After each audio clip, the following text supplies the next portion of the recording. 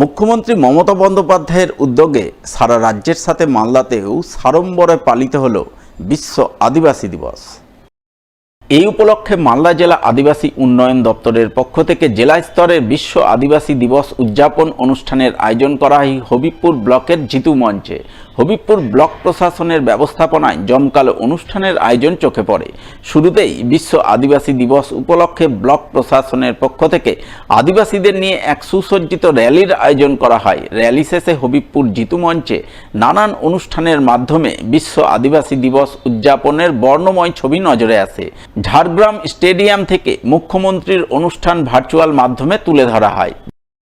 মাননীয় মুখ্যমন্ত্রী মমতা বন্দ্যোপাধ্যায় উদ্বোধন করছেন ঝাড়গ্রামের মানুষের জন্য নিবেদিত প্রায় 168 কোটি টাকা অর্থমূল্যের 291টি প্রকল্প।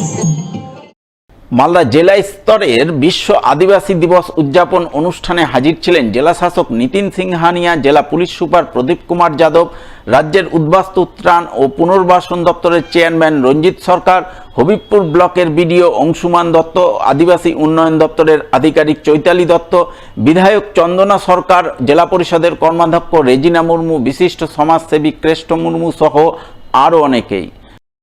আজকে 9ই আগস্ট বিশ্ব আদিবাসী দিবস।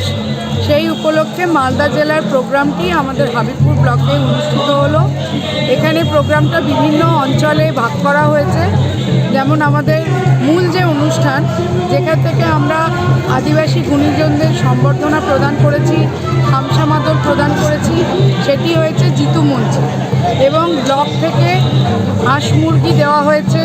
তাছাড়াও অন্যান্য বেনিফিশিয়ারিদের বিভিন্ন সুযোগ সুবিধা দেওয়া হয়েছে। সেখানে কন্যাশ্রী আছে, রূপশ্রী আছে, লক্ষ্মীর ভাণ্ডার আছে এবং পেনশন স্কিম আছে, কাস্ট সার্টিফিকেট আছে। এই সমস্ত সুবিধা আমরা প্রদান করেছি।